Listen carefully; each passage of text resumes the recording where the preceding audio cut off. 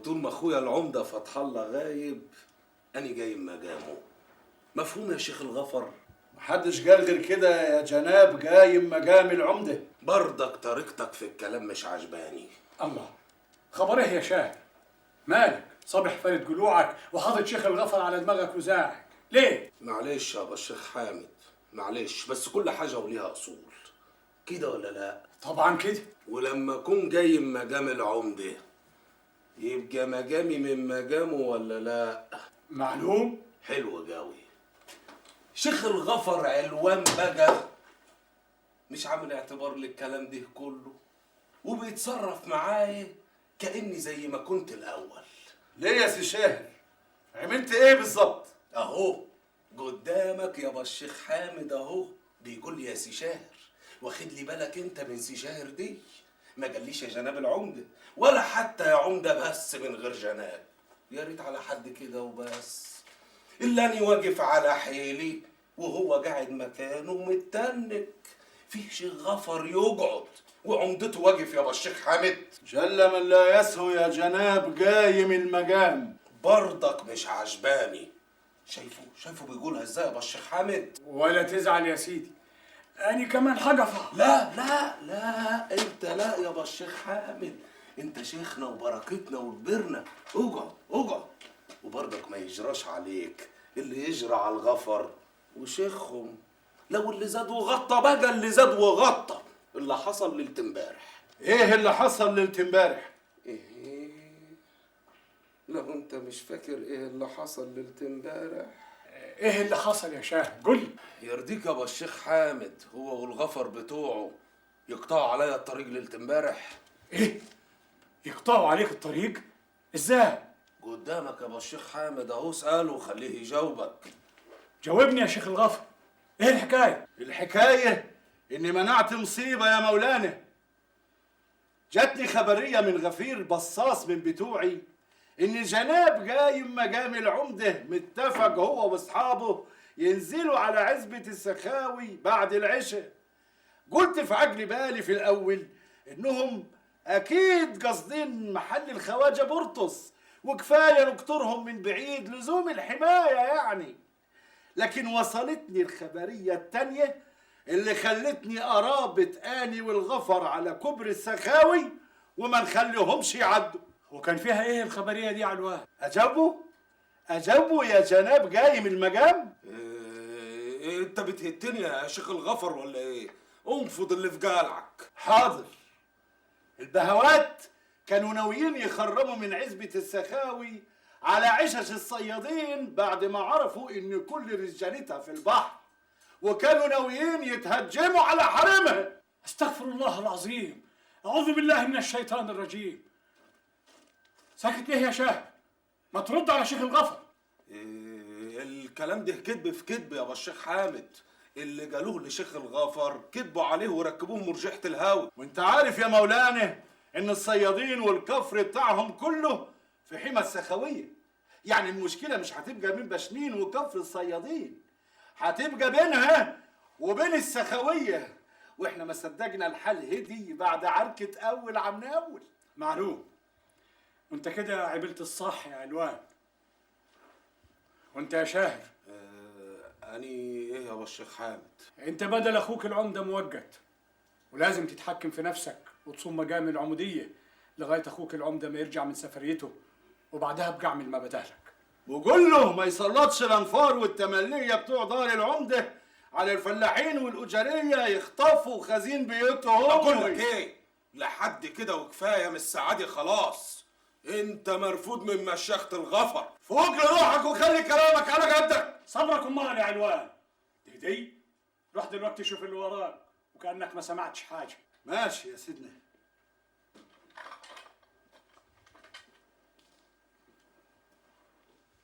انت بتصغرني ليه يا ابو الشيخ حامد؟ لا، انا مش بصغرك يا شاهر يا ابني، انا بحميك من نفسك ومن غضب اخوك العمده عليك.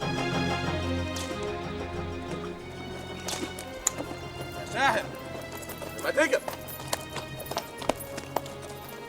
عايز ايه يا عبد الله انت كمان دي كانك مصدق نفسك وكانك عمده بحج وحجيج.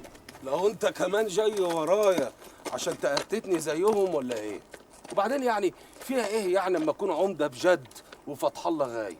اذا كان هو اللي عايز كده. عايزك سدخانه يا شاهر، منظر في الدار وبس. كان ممكن يخلي الشيخ حامد جاي مقام العمده، لكن هو عمل كده مخصوص عشان يقول للناس كلها ان لازما ولابد العمده يكون من بيت اسماعيل الحسيني. طيب يا سيدي، متشكرين على النصيحه. علم. في حاجه تانية عايز تقولها؟ الحاج عايزاك في المنزل. وعاوزاني ليه بقى ان شاء الله؟ عاوزة تكمل الموال اياه؟ تعالى بنفسك وانت تعرف يا شاهر. ارجع انت وقول لها شاعر مشغول بيطل على الاجاريه في الارض، ولما يفضى هيجيك. سلام.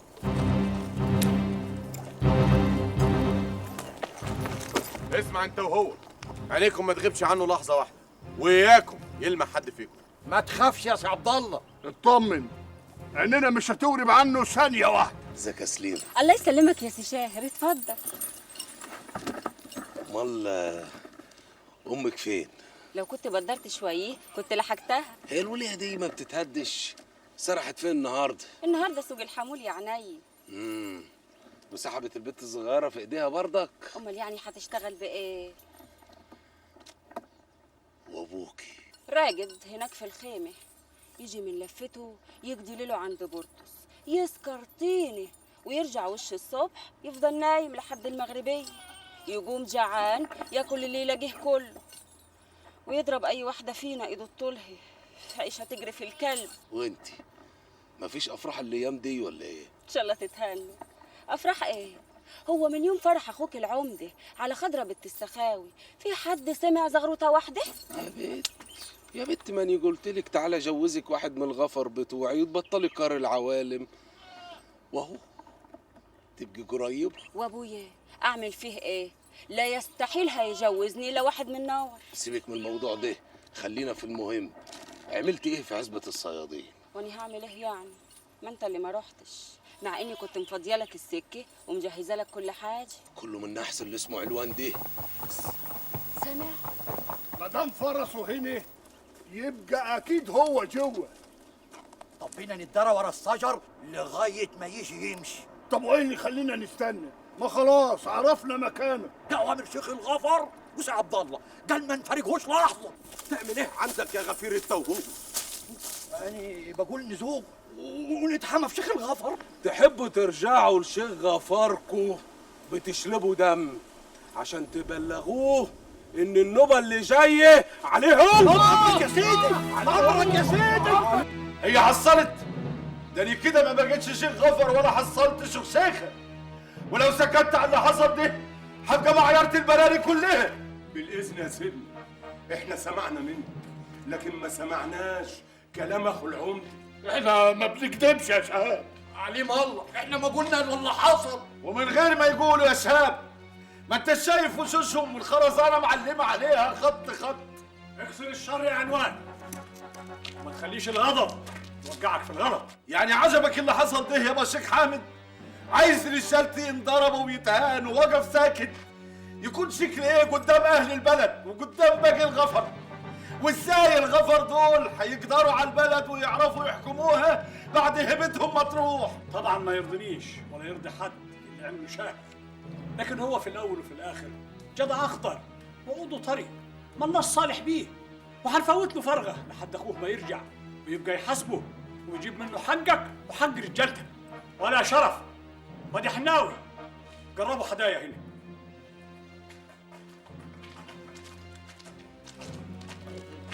تحت امرك يا ابو الحاج.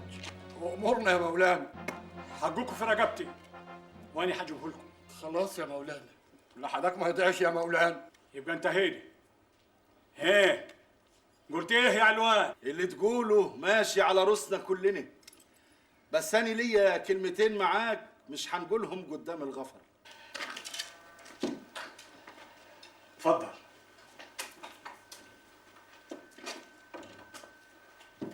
ادينا لوحدينا، خير يا علوان؟ مش هيبقى فيها خير بالشكل ده يا مولانا. شكل ايه يا شيخ الغفر؟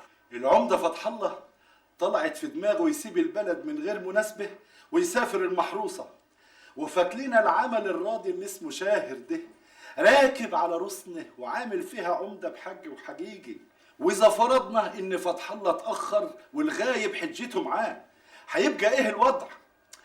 أني ما اضمنش غفري بعد ما شربوا الشاهر لوعه وكرهوه، ومش هقدر احلق على عمايل الجدع ده وامنعه يسوق سمعة اخوه وبيت الحسينة كله من غير قوة تسندني. وانت شايف ايه يا علوان؟ كان فيه كلام امبارح في بيت الحاج عبد الخالق عن غياب فتح الله وهبل اخوه، وبيقولوا ان الوضع كده مش تمام وهيوصلوه للمركز والمديرية. للدرجة دي؟ عايزين البيه مدير المديرية يشيل فرع عرفان من العمودية ويرجعها للسوالف. طب والعمل؟ حاجة من اتنين يا مولانا، الدين أو الغفر. يعني ايه؟ اتكلم بصراحة يا علوان. شاهر يبعد ويقوم مقام العمدة واحد مننا. انت بحكم انك شيخنا وكبير الإروانية، يا إما أني باعتباري شيخ الغفر. انت دماغك حدفتك لبعيد قوي قوي يا علوان. صدقني يا الشيخ حامد، شاهر لو فضل قايم مقام العمدة هيخربها على دماغه ودماغ اخوه ودماغة كل الحسينة من فرع عرفان. المسألة مش سهلة. عارف انها مش سهلة، بس لابد منها. سيبنا افكر وهرد عليك الليلة بعد العشاء. ندهتي لي ياما؟ جيت يا عرة العمد. انت بتقولي لي يعني الكلام ده ياما؟ أني عرة؟ ايوه خزيان اياه. لا مش خزيان ياما ومش عرة، وإذا كان الفصل اللي قاعد جارك ده هو اللي ملا ودانك عليا يبقى هو اللي عرة. أنا ما قلتش حرف لأمك يا شاهر، أنت اللي عمايلك وسيرتك وأخبارك مالية بشنين وعزبة السخاوي وكفر الصيادين كمان يا شاهر. بقول لك إيه يا عبد الله؟ أنا العمدة ومحدش له حاجة عندي. اخرس، لك عين تبجح وتقولها قدامي، لكن الحاج مش عليك، الحاج على اللي افتكرك راجل وقومك مقامه. بكفاياك يا أم، أنا راجل من ظهر راجل. هي المرجلة عندك ايه يا ولا؟ تركب الفارسة وترمح بيها وتضرب الفلاحين الغلابة وتكسر الابواب على الحريم وتلم قلاضيشك وتتسحبوا بالليل زي المنصر وتحطوا على بيوت الصيادين الغلابة اللي بيدوروا على رزقهم في البحر وتفضحوا نسوانهم وغداتهم. هي دي الرجولية؟ وتقول لي راجل من ظهر راجل؟ فينك انت من ابوك الله يرحمه اللي كان يستحي ادخل عليه الحمام وامرش له ظهره. الله يرحمه ياما، كل وقت وله أذان. وده أذانك دلوقتي، هي؟ لا كنت ولا كان لك أذان. امشي غور من قدامي، غور، مش عايزة ايدي تتمد عليك. بزيادك ياما، بزيادك أنت صاحبة عيا ومش حمل اللي بيحصل ده. خلاص مفيش حاجة يا عبد الله، مفيش حاجة. بالإذن يا ست الحاج. عايزة ايه انت كمان؟ مولانا الشيخ حامد عايز يقابلك. تبقى انت يا شيخ حامد. هالبت ما انت عارفة يا حجة ان الإيروانية مالهمش طمع في العمودية ولا عندهم نية يبقوا من الحكام. ايوه عارفة، لكن انا مش عايزاك تبقى عمدة بجد. ده شوية كده عشان الواد الطايش ده ولغاية فتح الله ما يرجع، اصل الواد علوان طمعان فيه. قلقانة من علوان يا حجة. وانت ايه رأيك؟ تآمن انه يقوم مقام فتح الله وتضمن انه ما يطمعش فيه؟ لا يا حجة، وعشان كده انا جيت اتحدث معاكي، مش عشان تأذني لي اني امسك بدل شاهر، لا، انما عشان اترجاكي تشوفي طريقة تبعتي بها للعمدة انه يرجع بسرعة. انا مش فاهم اصلا ايه اللي سفره في وقت زي ده. ولا اني فاهمة، بس احنا لازم نلاقي طريقة نوصل له بها اللي بيحصل. صدق الله العظيم. ايوه اللي بتخبط. ايوه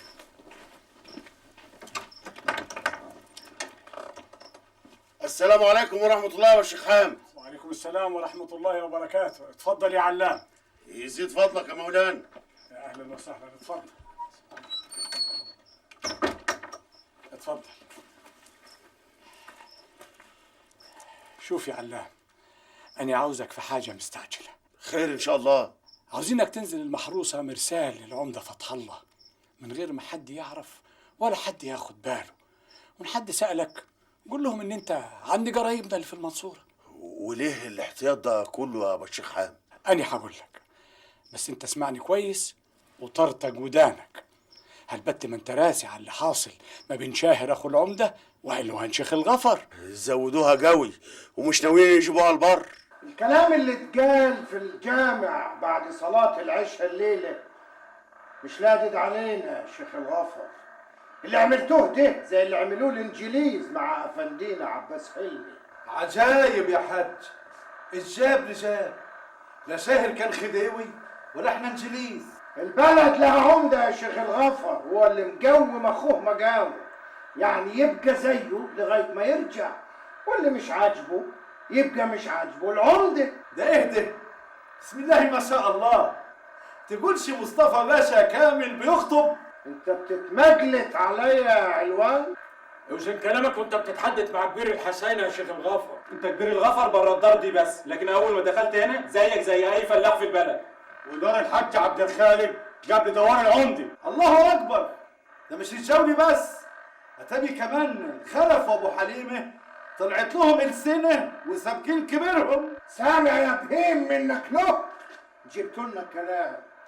خدهم يا جولي واطلعوا بره وسيبوني مع شيخ الغفر لوحدنا.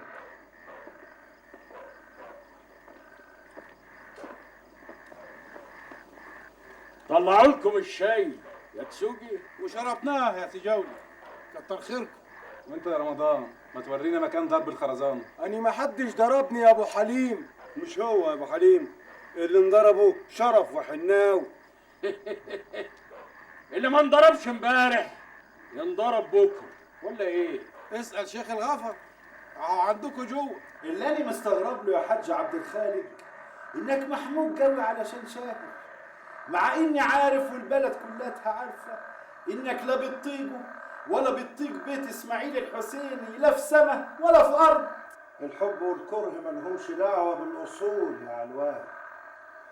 الاصول حاكمه بشنين من يوم ما اتنشأ، والاصول هي اللي خلتني اقف مع فتح الله الحسيني واخليه يسجن صابر ابن اخوي ويرحله ويرميه في جزيره العاصي لغايه ما يموت غريب ومنفش. وقفنا مع الاصول يا علوان مش مع فتح الله، ودلوقتي بقف مع الاصول مش مع شاهر. والاصول دي بقى بتقول ايه يا حاج؟ بتقول اللي يحطوا العمده ما يشيلوش غيره. واذا كان القرواني شيخ الجامع هو اللي ادانا الفتوى نعمل كده عشان يبقى قايم مقام العمده. القرواني بتاع ربنا وبتاع الجامع وعمره ما طمع في دنيا يا حاج. يبقى ملوش دعوه بامور الدنيا. الاصول بتقول كده طول عمرها متقسمه. الجامع لنسل القرواني والدوار للحسين. الاصول بتقول كده. الاصول انت قلتها كتير الليله، بس دي بقى تنفع لما تحب تسلطن عقول الفلاحين وباقي عيله الحسيني، بس ما تنفعش معايا انا. تقصد ايه يا شيخ الغفر؟ انا عايزك تعرف اني فاهم غرضك الحقيقي من الشعبطه في الاصول. وايه هو غرضي يا فصيح؟ انت عارف كويس ان شاهر ده اهوج خفيف مش راسي، وان كل يوم بيقعدوا على كرسي العموديه ولو مؤقتا بيسيء لاخوه وبيجمع الناس ضده، وان غيبه فتح الله لو طولت وشاهر طايح في البلد والخلق هتخرج العموديه من بيت عرفان وتطلع فتح الله من الدوار. علشان كده انت عايز شاهر يفضل، وما خلصكش ان الشيخ حامد يتدخل ويبعده ويحفظ العموديه لصاحبها. ولنفرض يا علوان انت يرضيك اللي بيعمله ولاد اسماعيل الحسين؟ يرضيك ان غفرك ينضربوا زي البهايم بالخرزانه؟ ده حسابي وهعرف ازاي اصفيه. وتنط عليها في يوم من الايام. يهدي مش عارف هي ايه دي، بس مش هتقدر يا ابن ابو حجر. لأنك هجين، لا أنت من الحصية ولا أنت من الأرواني ولا أنت سخاوي. فاعدل الميزان وشوف الكفة اللي هتطب فين وطب معاها.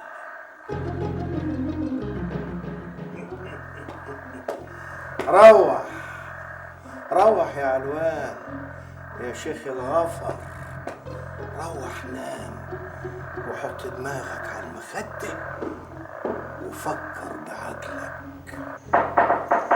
دي خبطة عبد الله، افتحي يا ستي. حاضر حاضر يا ست الحاج، حاضر حاضر. الحاجة صح يا صديقة؟ ايوه اتفضل. مساء الخير يابا. مساء الخير والسعادة يا ابني. انا بره جنب الباب يا ست الحاج. طيب.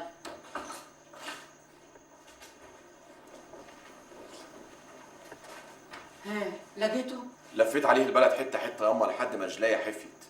رحت عزبة السخاوي وكفر الصيادين. ما فضلش غير مكان واحد وما اقدرش اروح.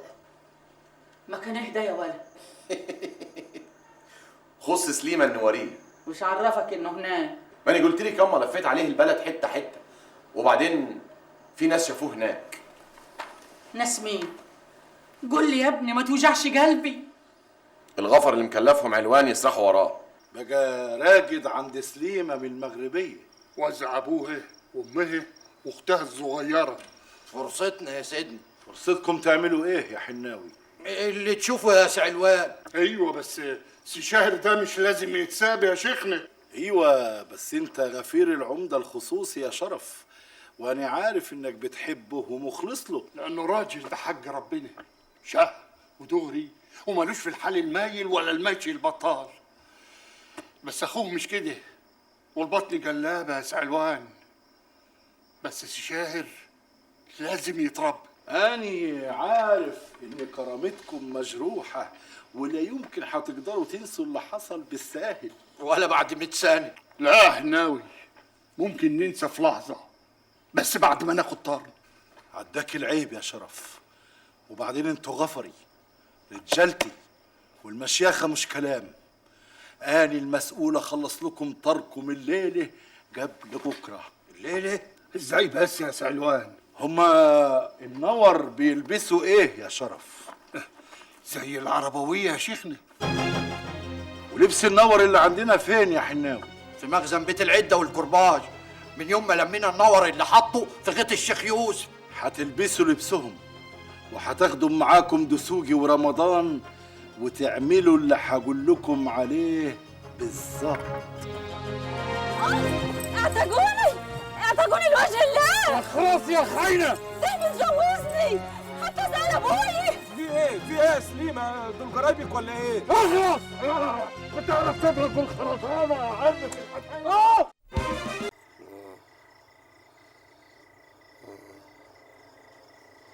اصبر واستحمل شوية يا سيد العمدة. في عندك نضرب كده برضك يا مناع. لو اعرف مين اللي عمل كده. صحيح مش عارف يا ابو الفوارس؟ لابسين لبس نور عربوية. ليهم ايه عندك يا سيد الناس عشان يتلموا ويعملوا فيك كده؟ هو عارف مين اللي ضربوه، بس مش هين عليه يصدق. نار جايد نار. يابا دول افيونة يابا. والله وكبرت يا بنت يا رحانة وعرفت الافيون كمان. سيبك منها وقوم لبس الراجل هدومه. مش هيطيقها، لازم الله خلي احنا حاطينها تنشف. ودي هتنشف بعد قد ايه؟ على الاقل يوميا. بتقولوا ايه؟ شهر لازم يرجع البلد ولا هتنقلب علينا هاني؟ ايوه صح. انزلي بلغي الشيخ الغفر في البلد يا سليمة. ايوه عشان يبعت لك اللي ضربوك يشيلوك. انت بتقولي ايه؟ بتقولي ايه يا بت؟ بقول اللي انت عارفه. الغفر اللي لسوعتهم بالخرزانه الظهر هم اللي رجعوا بالليل وسووك ضرب. صباح الخير يا ست الحاج. صباح النور يا شيخ الغفر. بخير. طب ارتاحي الاول. يريح بالك يا ستنا. بالي هيرتاح ازاي؟ واخو العمده اللي قايم في مقامه بايت بره داره. إذا كنت تقصدي سي شاهر يبقى لك حق، مش عشان غيابه وبياته بره داره، لا، علشان افعاله اللي ما تريحش بال حد نهائي. افعال ايه يا شيخ الغفر؟ هلبت ما وصلك اللي بيعمله يا ست الحجه، بدليل ان مولانا الشيخ حامد القرواني اتغصب يجوم نفسه مقام العمده بداله. عارفه يا شيخ الغفر، بس ده مش معناه انه ما بقاش اخو عمدتك. على راسي من فوق يا ستنا، على راسي من فوق.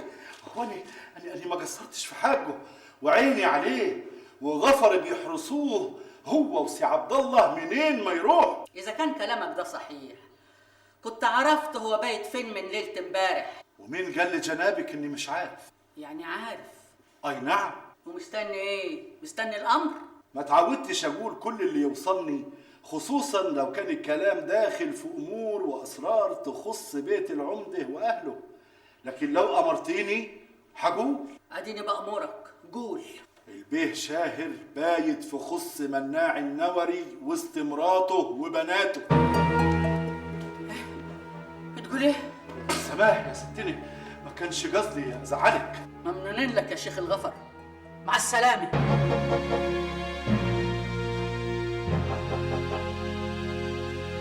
ياما انا عارف شاهر اخويا وحافظه صم. شاهر لا يمكن يبات بره البيت الا لو كان غصب عنه. وايه اللي غصبه الليله دي يا ناظري؟ انا متهيألي ان وصلوا موضوع حكايه شيله من جاي مجام العمده دي، فاتجمص وخايف يوري وشه للي هيشمته فيه. كم لبد في خص الغجر، مش كده؟ ياما ما تصدقيش كلام شيخ الغفر. لا امال اصدقك انت؟ امشي نجر، روح لخالك عبد الرحمن قول لامي عايزاك ضروري. هي خضرة مرات اخويا لسه هناك؟ خليها ببنتها هناك لغايه العمده ما يرجع. الا بصحيح ياما، انت ايه اللي جومها في دماغك كده مره واحده انك تودي خضرة بنت خالي بيت خالي؟ من امتى بتتدخل في امور الحريم؟ امشي نجر. بلاش منك يا حاجه، انا لما اروح بيت خالي هسالها بنفسي. وادي عبد الله. نعم ياما. بالك لو اتحددت مع مرات اخوك في اي حاجه غير السلام، الله في سماه ورب الكعبه معرفك طول العمر. أنا مش عمده يا حاج عبد الخالق، بس في مقام وقاعد مطرح. يومين مؤقت لحد العمده ما يقضي مصلحته ويرجع. ومصالح البلد يا شيخ حامد مين يراعيها اذا كان العمده غايب واخوه فلتان وانت موجد؟ عايز تقول ايه يا حاج؟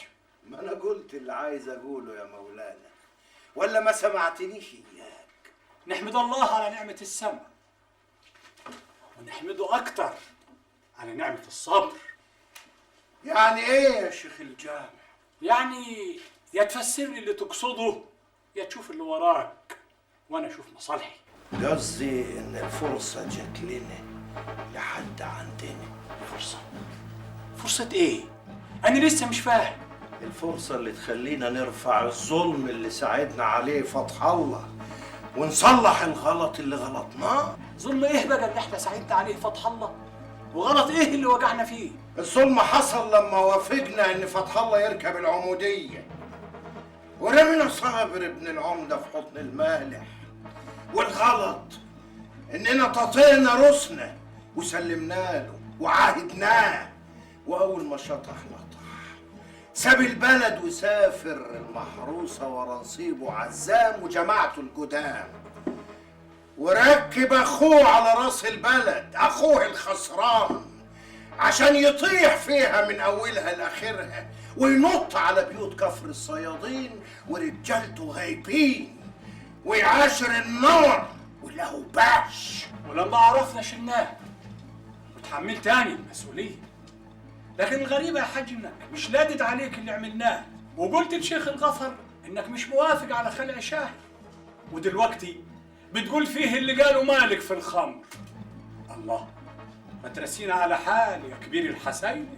وهتسمع كلام كبير الحسينه يا مولانا. وليه لا؟ وامرهم شورى بينهم. نجمع كبارات بشنين في الجامع ونبلغهم بغياب العمده وناخد منهم العهد العمده جديد مستوفي الشروط. ايوه كده بانت لبتها.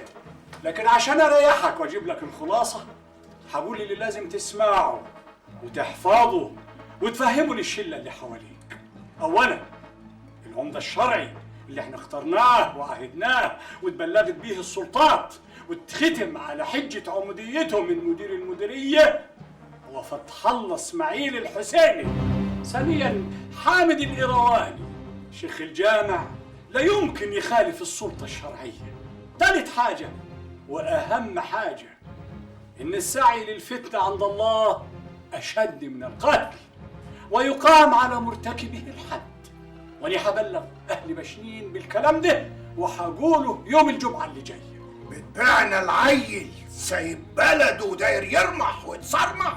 أنا الوحيد يا عبد الخالق اللي عارف فتح الله سافر المحروسة ليه وإيه اللي بيعمله دلوقتي هناك. روح يا راجل، روح استغفر ربك على الذنوب اللي حملها لك لسانك. ما تلعب عدل يالا يا مجاور، ده خبط في نافوخك. يا سعداني، دي كلمة العمدة قبل ما يبقى عمدة. كل ما يلعبني ودوزغ معاه يقول لي ده خابط. كان يا ولا كان في الاول كان فاضي. بذمتك انت طل في خلقيتك ولا كلمك من بعد ما ركب العموديه؟ وهيطل في خلقته ليه يا شميس؟ من حلاوته ولا من حلاوته؟ ده حتى مجاور فيه شبه من جرد مناع النوري. قال قول لي يا واد يا عبادي، هو سشاهر الحسيني جاي منايم عند مناع وبنته سليمي، هو صحيح الكلام ده؟ يبقى انه صحيح والله يا سعداني. انا كمان سمعت الكلام ده. ما هو سشاهر بقاله يومين مش باين لا في المنزل ولا في الدوار. اسكتوا، مش أنا سمعت من الغفير شهاب إن سشاهر وجع مع شيخ الغفر بعد ما ضرب الغفر اللي بعتهم وراه، وإن علوان بعت وراه تجريدة غفر متخفيين في هدوم عربوية ومداريين وشوشهم ونزلوا فيه ضرب لما عدموه العفي. يا خبر يا ولاد، ده كده البلد هتولع. ايوه صحيح والله يا ولا عبادي، هتولع خصوصا لما العمده يرجع ويعرف. وهو يعني لما العمده يعرف هيعمل ايه؟ اذا كان الغفر كلهم تحت امر شيخهم. ها قاعدين تجيبوا في سيره الناس ليه يا تملي منك ليه؟ احنا مش تمليه يا غفير دسوقي. امال انتوا ايه؟ انتوا ايه يا حضرة جلابه فندينا؟ احنا فلاحين ولاد فلاحين شغالين في ارضنا وفي ارض الحساينه. وفرقتوا ايه يعني عن التمليه؟ بقول لك ايه يا دسوقي، انت شكلك مش عاجبني، روح لحالك وسيبنا في حالي، روح. ما تقعد معاني، أنا معايا باكو دخان وورقتين بفرح. عارف لك سيجارة؟ عمك دسوقي بيمضغ يا مجاور. صحيح يا عم دسوقي، أجيب لك مداغة. غوروا جاتكم مصيبة تشيلكم. قال فلاحين قال. الشاعر جاي الليلة يا دسوقي، اعمل حسابك، جيب زمايلك الغفر وتيجوا تسهروا معانا الليلة على تعريشة غنيمة. قلت ايه يا عبد الرحمن؟ قلت لا اله الا الله يا ام العمده.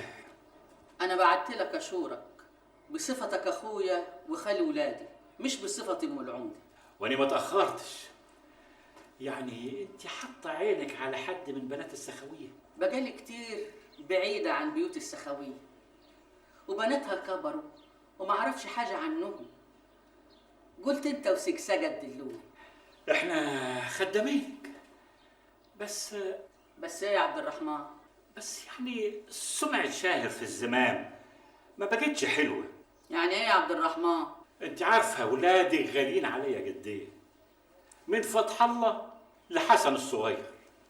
وصدقيني لو عندي بنت تانية غير خضرة هشورها واجهزها واجيبها لحد دار شاهر من غير لف ودوران. قول اللي في ضميرك على طول. شاهر سمعته سبقاه ومستهيأ لي مفيش بيت في السخوية هيرضى يناسبه. كده يا عبد الرحمن؟ مش هغشك يا ست اخواتي. ايوه انا عارفه، والواد لازم يتلم ومفيش حاجه هتلمه الا الجواز. ابعدي عن السخوية ووفري على نفسك المشاكل. يا سلام، هي حصلت المشاكل؟ هيحصل ايه يعني لما نطلب بنت من بناتهم؟ غايته هيقولوا لا ولا هيرفعوا علينا البندوق؟ عمر ما حد من السخوية يستجري يرفع سلاح في وش الحسينة. المشاكل اللي بقصدها يعني من جهة الحسينة نفسه. مالهم الحسينة؟ انت نسيتي يا حاجة أيام المرحوم إسماعيل ما تقدم لك وهاجوا الحسينة وعملوا اللي ما يعمل عشان يمنعوا الجوازة دي. الزمن كان غير الزمن، واسماعيل كان هيبقى العمدة اللي جاي بعد الشيخ يوسف. الحسينة خافوا للسخوية يدخلوا دوار العمدة من باب النسب، قالوا ست اخواتها قوية وهي هتبقى الكل في الكل، واسماعيل هيبقى خاتم في صباعها بسبب طيبته وسلامة نيته. ايوه، ولما لقوا اسماعيل مصمم على الجوازة ساعدوا المرحوم صادق يقفز على العمودية، وده اللي بقصده. بس شاهر ما هواش العمدة. ممكن يكون تحت أي ظرف، والأيام اللي فاتت بعد سفر العمدة أمار.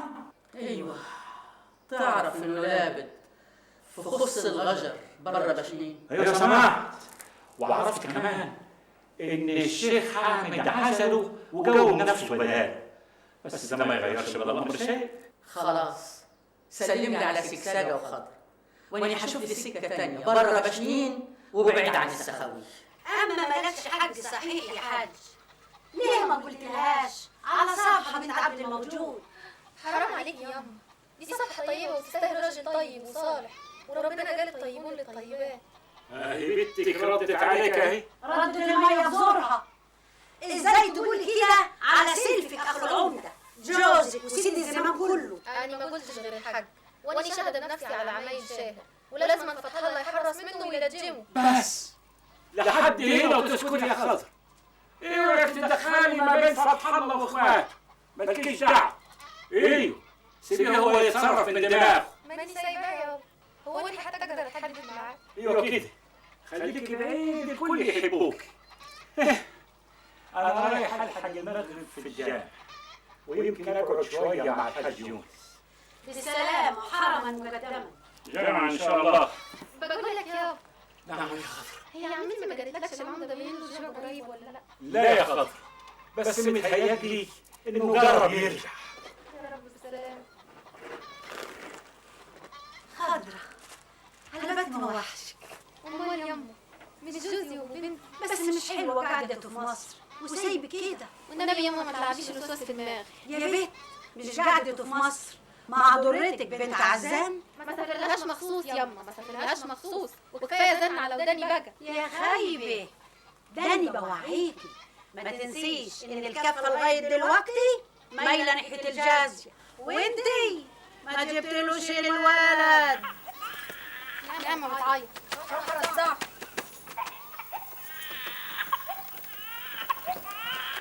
وقف يس على النصي قدام القلوب. حاضر يا بيه.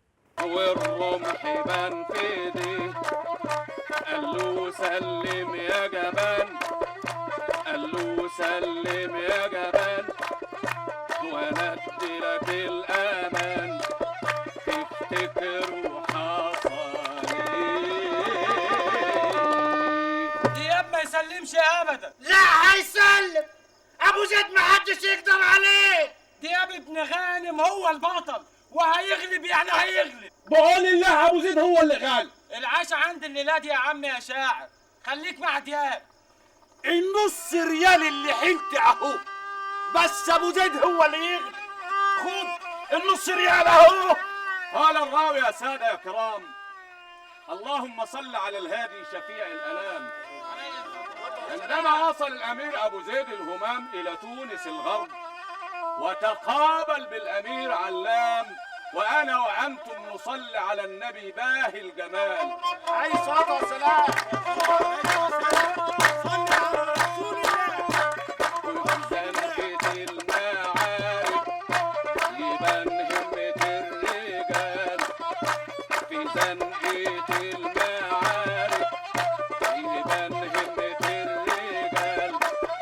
الليلة هنقول كتير على الهلال ابو زيد، اللي على زنده، اللي على زنده تقوم بلاد وجبال.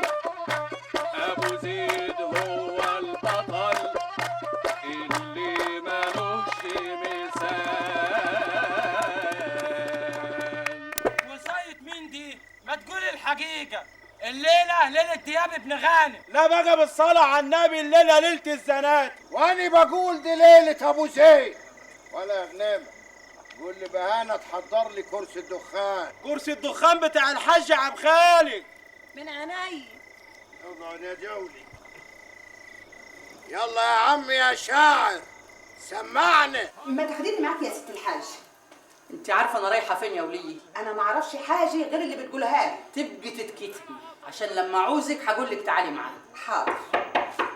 عبد الله تعالى يا عبد الله انا جاهزه. يلا بينا. صديقك نعمين يا سيدي. قولي لحد ما الغفر يوسع سكتي. حاضر. حد خد خبر بالمشوار اللي احنا رايحينه؟ محدش ياما، بس لازم واحد من الغفر يجي يمشي معانا. أنا قلت ولا نفر. ياما الدنيا ليل والسكه مليانه غاب وهيش مليانين ديابه. لو طلع علينا ديب ابقى طخه. يلا بلاش لكاع.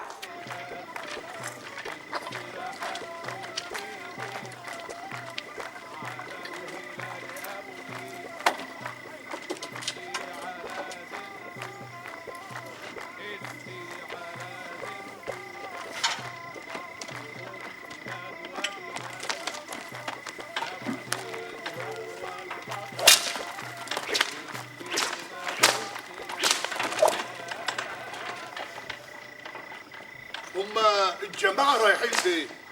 سي عبد الله محرج علينا ما نقولش اي كلمه عن المشوار دي لاي حد. ايه رايك؟ ودي محتاجه راي يا حناوي. احنا لا شفني ولا سمعني اي حاجه. ايوه بس شيخ الغفر. شيخ الغفر امرني ان احنا نسمع كلام اهل المنزل، وما دام سي عبد الله قال ما تتكلموش يبقى ده راي الست الكبيره ولازم ننفذه. انا قصدي يعني ان في غفر تانيين هيبلغوا. كل نفر متعلق من عرجوبه. الطريق مليان ديابه ياما ياما. خايف يا عبد الله؟ مش العباره ياما، بس الاصول كنا نجيب معانا غفير ولا اتنين. العبارة انني مش عايزة زفة وكلام يملى البلد والزمام كله بكرة الصبح. ما هي الناس كده كده هتتكلم يا ام العمده. هيتكلموا يقولوا ايه؟ يقولوا اللي يقولوه. هيقولوا ام العمدة واخدة اخو العمدة في نص الليل ورايحين مشوار. ايه المهم ما يعرفوش ايه هو المشوار ده.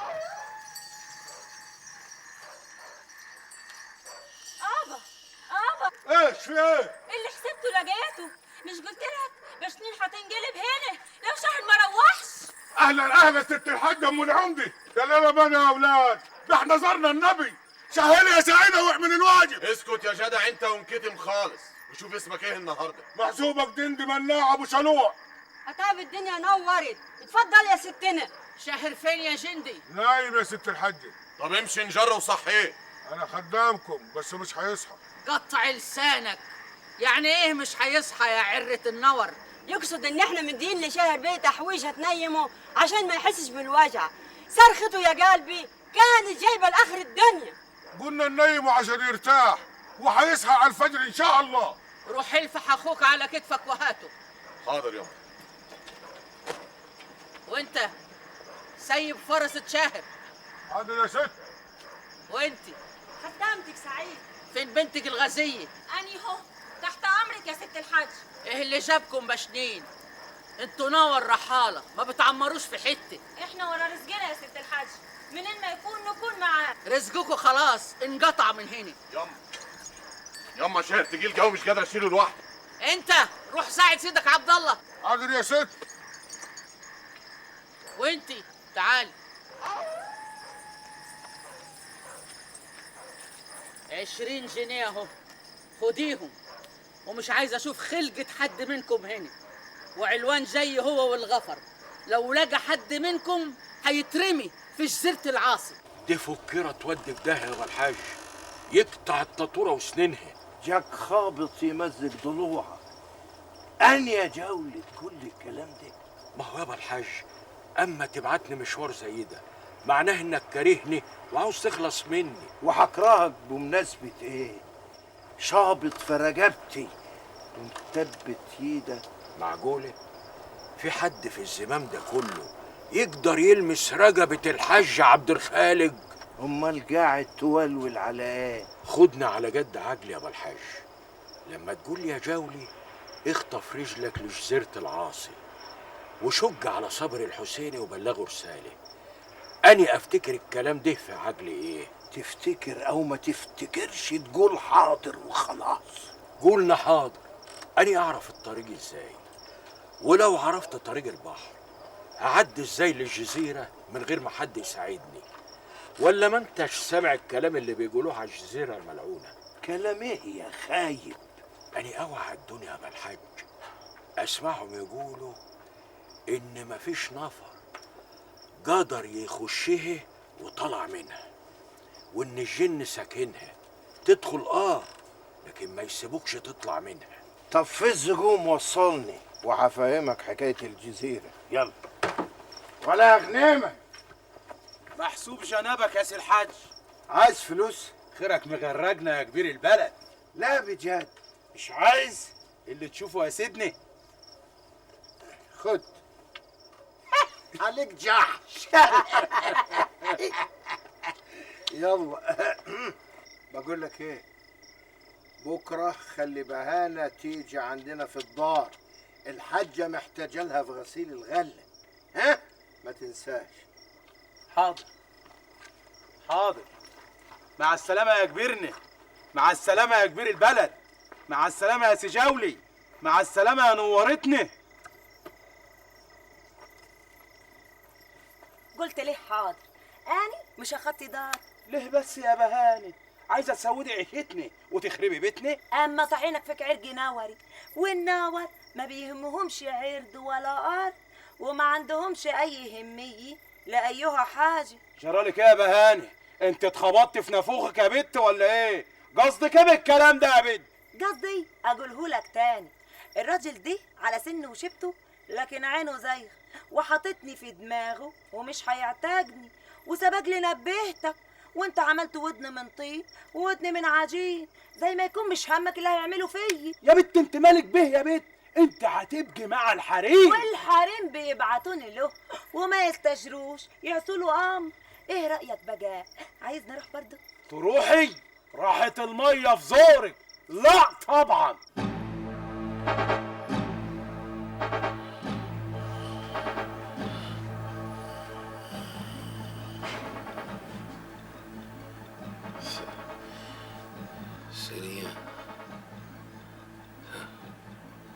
سليمة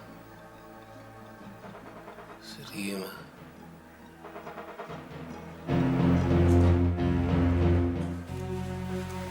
مين اللي جابني هنا؟ صباح الخير يا سي شاهد. انت ايه اللي جابك هنا؟ أوامر. أوامر مين؟ أوامر مين داني؟ اخرج يا غفير واقفل الباب وراك. ازاي هنا؟ يعني ما كنتش نايم في المقعد ده يا عم. لقيناك يا ضنايا مرمي ما انتش دريان بنفسك عند بناع الناوري هو ومراته وبناته.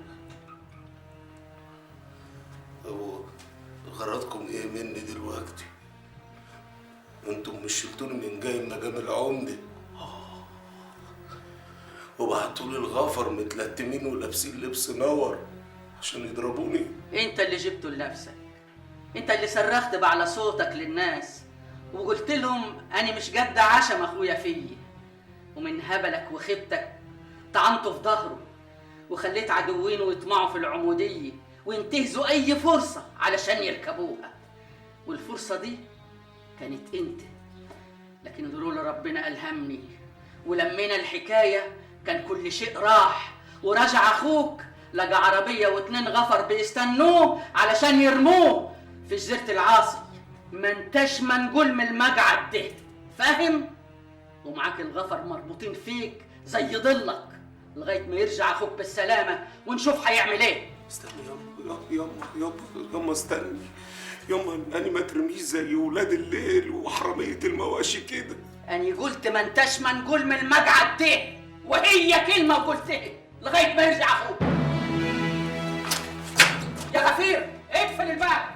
مش كنت تستنى للصبح وتقول لها البنية قاعدة مستنياك على نار، تقوم أول ما تدخل مقعدها تلطحها في خلقتها؟ انت ايه في خلقتها يا ابني؟ أنا كنت ببشرها. تبشرها وتقول لها ضرتها حبلت وهترجع تاني تبقى نمرة واحد؟ ما هي طول عمرها نمرة واحد من غير حبل، ايه اللي جد بس يما؟ من غير حبل هتبقى قلقانة، رجلي جوه الدار ورجلي براها، انما ايه يما؟ وايه اللي بتقوليه ده؟ رجلي جوا ورجلي برا. وفيها عمده بيطلق خلفت ولا ما خلفتش. بعدين اقول لك اللي يحبني يفرح لي. خلاص يا ضناي، ما دمت فرحان نفرح لك كلنا. فيها حاجه تانية اهم.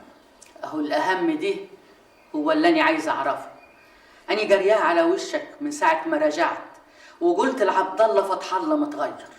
ايوه يما، قعادي في المحروسه غيرني وغير نظامي، ويمكن خلاني واحد انت ما عرفتيهوش طول عمرك. في ايه يا فتح الله؟ ما توجعش قلبي. سلامة قلبك يما. أنا اللي باين قلبي انصاب. الف بعد الشر عليك يا ضنايا. فيك ايه يا فتح الله؟ يكون في ايه يما؟ أنا واقف قدامك زي الطورة. اسم الله عليك يا ضنايا، قل ايه اللي بيك؟ خجلان يما. خجلان؟ خجلان من ايه يا فتح الله؟ عادي، وأنا العمدة وعندي من الحريم 2. أقول لك انك ايه يا ابني؟ قول لي ما توجعش قلبي. حبيتها يا ماما. أول مرة أعرف عن الكلام اللي بيقولوه الصيادة والمغنواتية عن العشق والحاجات دي. يعني ما كانش على بالي خالص. يعني كنت بدور على نسب يقوينا ويكبر عزوتنا. كنت بدور على عروسة شاعر، لكن أول ما عينيا طبت عليه حصل أمر الله. بقيت حاسس كأني وقعت معاه على الحصان ودماغي خبطت في الأرض ودخت. ما عرفت الشمالي من يميني ولا شرقي من غربي، وما فقتش غير على هاتف بيزني فوداني ويقول لي ده هو ده لك انت يا فتح الله. يا مين دي يا فتح الله؟ واسمها ايه؟ هيفرق ايه اسمها معاكي دلوقتي يا امه؟ بلاش اسمهن، تبقى بنت مين؟ بنت برنسات. امها تركية لكن ابوها مصري. خالتها برنسيسة جسمان اللي متجوزها البرنس يلمص اللي ساعدني في مسألة الغرب. أرض ايه دي اللي بتقول عليها؟ لا تاخذنيش يا امه، اصل أنا ما كنتش عارف اقول لك ايه ولا ابتدي منين. لقيت لساني واخدني على سيرة نوراي. نور ايه؟ نوراي يا امه، ان شاء الله هتاخدوا على بعض. بس شفتي شاحدوا علينا ازاي؟ أنا راجع من محروسة ومعايا حجة 300 فدان أرض زيادة. يعني الأرض بحر الزمان كله من هنا للنيل الكبير في المنصورة وقبلي لغاية سيدي سالم والوحال. بقت أرض الحسينة. مش كل الحسينة يا عمدة، دي أرض فتح الله العمدة الكبير قوي. ممنونين على الشاي يا ابو عبد خالد. خير، يعني في الخدمة. يعني ما كنتش تعرف يا شيخ الغفر؟ اعرف ايه بالظبط يا كبير الحسيني؟ ما عدتش كبير يا علوان. المهم ان فتح الله ما اكتفاش بالعمودية، ولانه عارف ان الطين هو اللي مد السوالم تجلهم ومكبرهم، وان العمودية مش هتقعد كتير في بيت عرفان لانهم خفاف وطينهم شوية. ضحك علينا وخدنا على غفلة. عشان كده بسألك، ما كنتش عارف انه نازل المحروسة عشان ارض الدايرة الخديوية؟ لا يا حاج، العمدة سافر المحروسة بحجة انه يطل على جماعته في مصر. لكن حتى لو كنت اعرف كنت انت هتستفيد بايه؟ اجل كل لحاجنا احنا كمان وقطعنا عليه السكة وخدنا الارض. وهو ايه وانتوا ايه يا ابو عبد خالد؟ ما انتوا كلكم حسينة والعزوة عزوتكم، سواء كنتم من بيت سالم او بيت عرفان. تفرق ايه لو كانت الارض عند عبد الخالق ولا عند فتح الله ولا عند عزام؟ تفرق كتير يا شيخ الغفر. العمودية والأرض ما يجتمعوش سوا في إيد نفر واحد، ولا النفر دي يبقى فرعون. وإحنا لما تطينا البصلة لفتح الله في العمودية كنا حاسبينها كده. الأرض اللي ورثها هو وإخواته على المرحوم الحاج إسماعيل، على الأرض بتاعت الحاجة ست إخواتها، على أرض حماه عزام، على جد العمدة ومجامه. باقي الزمام بقى في إيدينا، احنا اللي راكبين، وتفضل الحكايه متوزعه كده، ما يطغاش حد على حد. اما غريبه يا حاج، بقى لما السخاويه سهوكم وراحوا اشتروا كم فدان اللي يمت القناطر البيضة ما حدش منكم نطق، ولما فتح الله جرى وحب يعدل الكفه ويجيب لكم الارض دي كلها برضه مش عاجبكم. ارض ايه اللي جابها لنا؟ كاتبها باسمنا اياك. هو انت عايزه يفرجها؟ ده سلو قديم وعايشين فيه من اول ما اتنشت البلد دي، واذا كانوا ناسين السلو دي نفكرهم. طيب يا حج، ما دام ما عندكش حاجه تانية تقولها لي اتكلاني على الله، بس ما تبقاش تبعت لي بعد كده وتجيبني على ملاوشي عشان ندردش. الدردشه لها وقت تاني. أنا ما خلصتش كلامي يا علوان. واني خلصت سمع. استنى يا علوان. عايز ايه تاني يا ابو الحاج؟ الجدعين ولاد السخاويه اللي غايبين ما لقيتهمش؟ لا لسه يا حاج، ودي احنا بندور. الا بالمناسبه يعني الجولي غطس فين بالظبط؟ بخت تعطر فيه وانت بتدور. مفيش حدايا اخبار يا سعلوان. اصل جناب العمده ما كانش بياخدني معاه في مجابلات ولا زيارات، كان لما يروح مطرح اقف استناه بره، لما يخرج اوصله بس، مفيش غير كده. يعني ما شفتش حاجه ولا سمعتش حاجه طول المده اللي قعدتها معاه في المحروسه؟ ما كانش بيتكلم مع حد قدامي يا سعلوان. يعني زي ما رحت زي ما جيت، مالكش عينين تشوف ودان تسمع؟ ليه يا سعلوان؟ بس اصل عمدتنا دي حويط على الاخر. بلاش العمده يا اخي، اهل بيته نسيبه، الخدامين اللي حداهم، مفيش اي طراطيش كلام تفهم منها اي حاجه. اني ما كنتش مطرطق وداني وما حبيتش اتحشر في حاجه ماليش فيها واسال حد. تبقى ما تنفعش غفير. لا يا سعلوان، انا غفير كويس قوي وفاهم شغلي كويس، بس ما ينفعش ابقى بصاص. انت بترد عليا وتبوق فيا يا غفير؟ لا سمح الله يا سعلوان، انا برد عشان ادافع عن نفسي. طب يبقى خلي لسانك ينفعك. انت محبوس يا غفير لغايه ما ننظر في امرك. حناوي دسوقي. تمام يا سيدنا. امرك يا سيدنا. خدوا الواد مشريكي ده وارموه في بيت العده والكرباج لغايه ما يفوق لروحه او نفوجه على مهلنا. حاضر يا سيدنا. يلا يا مشريكي قدامي. حضرة جناب شيخ الغفر. عايز ايه انت كمان يا غفير شرف؟ مش انا اللي عايزك، جناب العمده هو اللي عايزك، ودلوقتي حالا.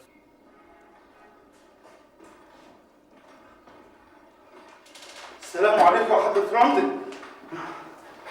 مش الاصول لما ارجع من السفر الاقيك مستنيني هنا مع طلعة الشمس ولا ايه؟ ايوه، كل اللي بتقوله جنابك صح، وانا ما كانش قصدي اتاخر ابدا، غيرش بس صحيت النهارده بعافيه شويه وما كنتش ناهض اقوم من فرشتي.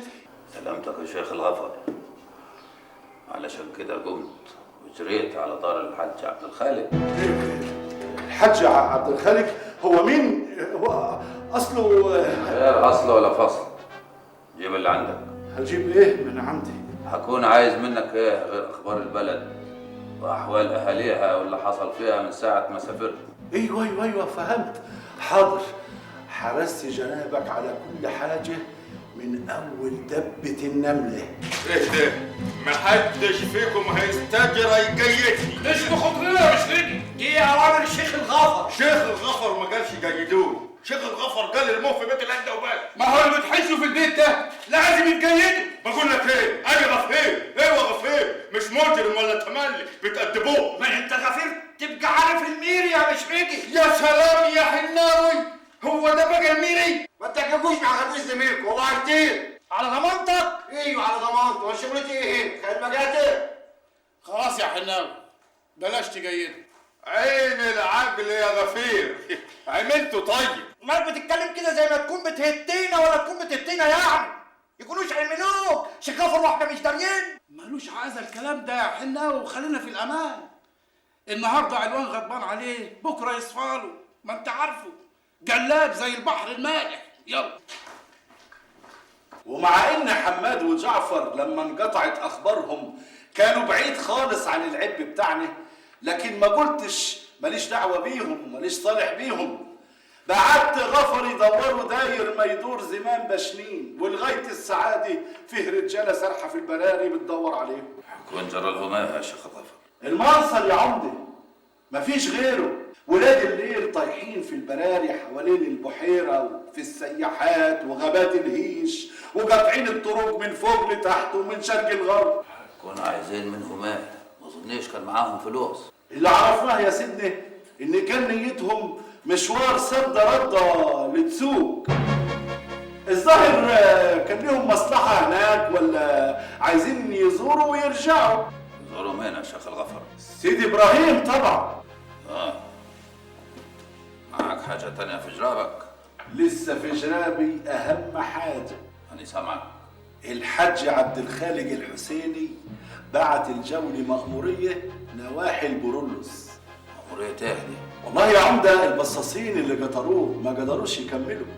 آخر مرة شافوه كان داخل دوار خليل العدوي عمدة البرولوس، بعديها ما بلوش أصلا. بلعوا الجب فطور العمدة. ما احنا كلنا عارفين سمعة العدوي يا سيدنا، مش بيقولوا عليه ديب البراري؟ اسهل حاجه عليه انه يخفي الجوله ويسربه وقت ما يعوز من غير جنس مخلوق ما يشوفه.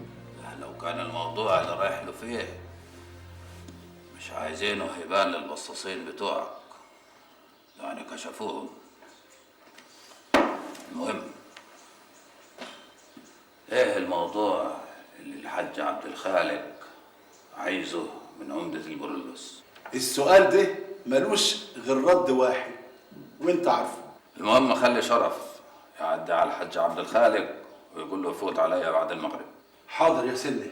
عايز مني حاجه؟ ما نستغناش يا شيخ الغفر، بس انده لي مشرقي. مشرقي محبوس يا سيدي. ايه محبوس؟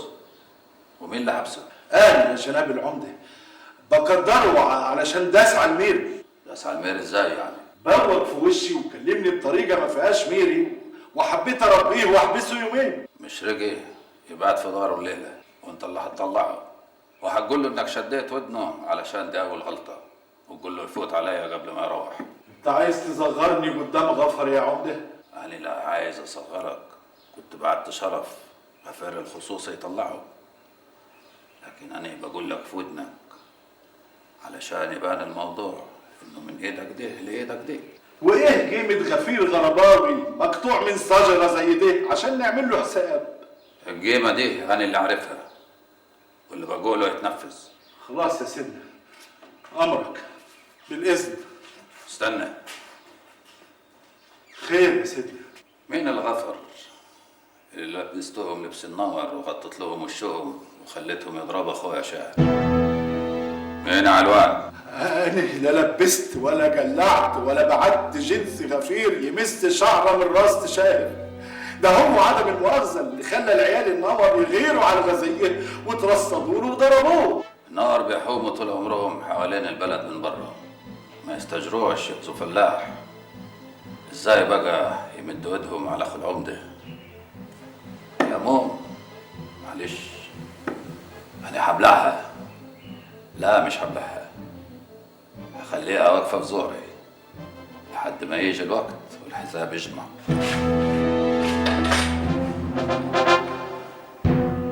وبعدها لك يا شاهر. عايز مني ايه يا عبد الله؟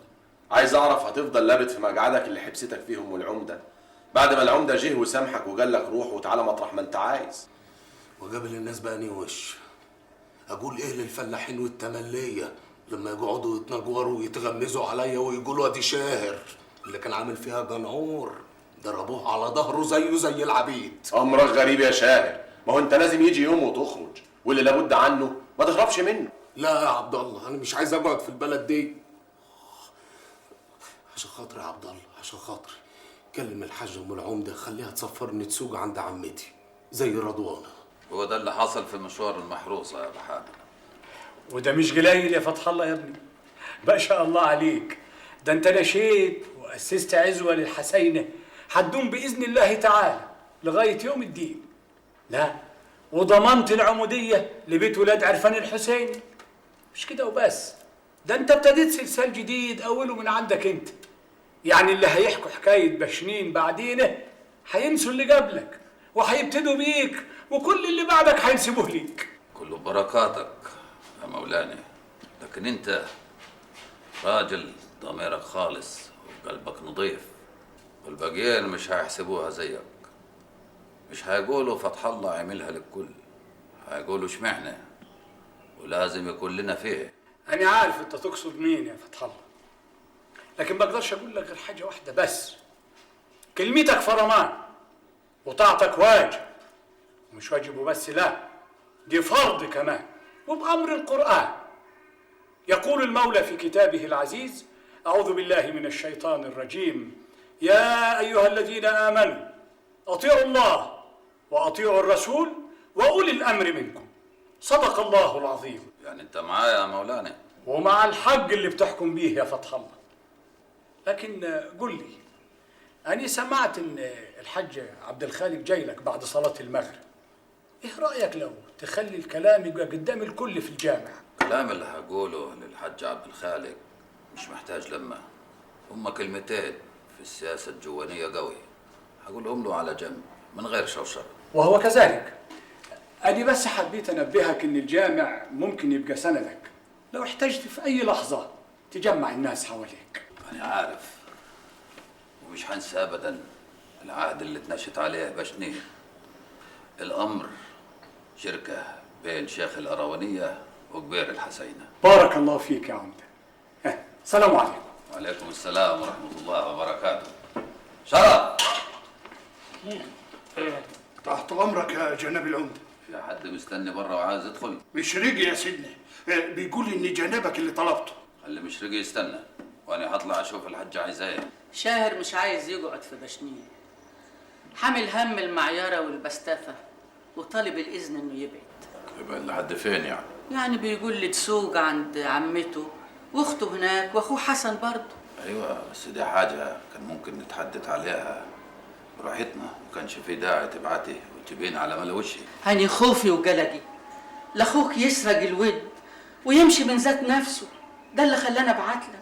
حقك عليا، ما تزعليش، اصل انا من صباحيه ربنا في مواويل ملهاش اول من اخر، مع شيخ الغفر وشيخ الجامع ولسه عبد الخالق الحسيني، عشان كده تلاقيني متلخبط حبتين. سلامتك من اللخبطه يا ضنايا.